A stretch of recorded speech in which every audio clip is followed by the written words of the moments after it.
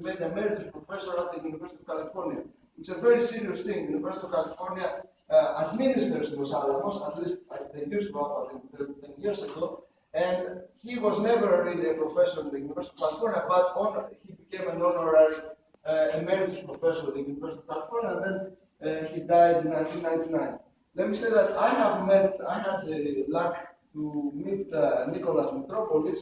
I think it was 1987 or 88, around this period. It was the time that Stefanos Pneumatikos was in Los Alamos for a period of about 3 months. And I was at that time in the University of California. And I was collaborating with Stefanos Pneumatikos. And then I went to Los Alamos to work with Stefanos for a couple of weeks. I stayed a couple of weeks.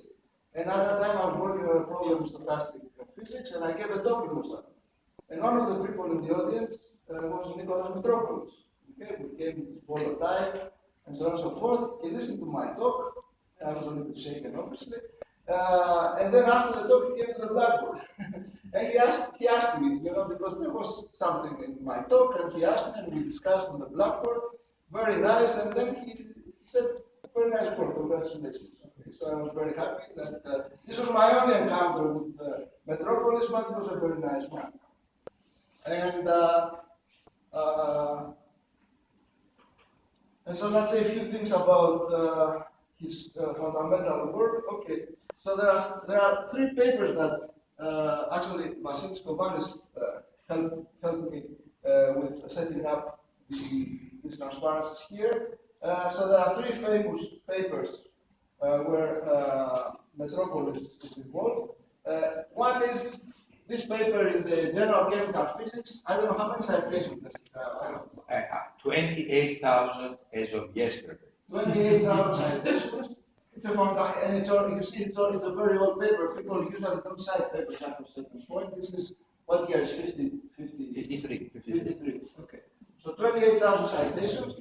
This is the foundation of statistical approach to study liquids and study basically anything in a computational way. This is a very famous paper, and the other very famous authors are Rosenblum, Teller, and Rosenblum and Teller. Okay, so we have basically 2 couples that appear here, and also Metropolis. It's a very well-known paper, 28,000 citations. Then there's a paper with Feynman. So there's Feynman, Metropolis, and Teller on Thomas Fermi theory. This is not as well known. How many citations do you know? 600. 600. Okay.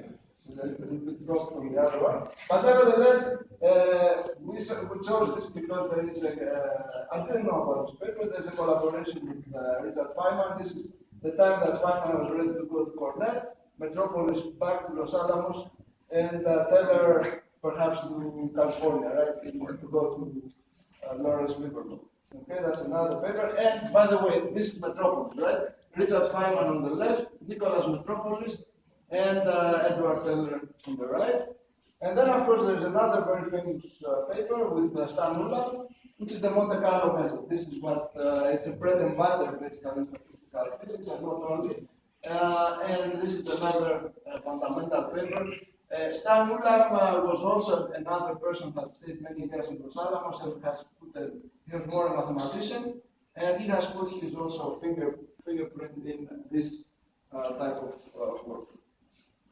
Okay, and so according to Stan Ulam, Metropolis was a Greek American with a wonderful personality.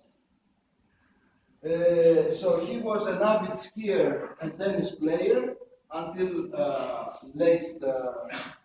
until his mid-70s, and he was a fan of making acronyms and giving names to different things. And apparently, Emilio Segre, a student of Fermi, a Nobel laureate also, asked Metropolis about giving names to different elements that were being discovered in this period. So he came up with technetium, number 33, from the Greek word technito, which means artificial, and astatine, from the Greek word astatos, unstable for number 85.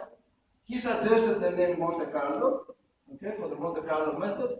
And also he, of course, created MANIAC, which is a very nice acronym for a computer. Okay. And there's an award for outstanding postdoctoral thesis in computational physics given by APS, I think, right? Yes. APS, American Physical Society. And okay, so this is for celebration. Let me say also that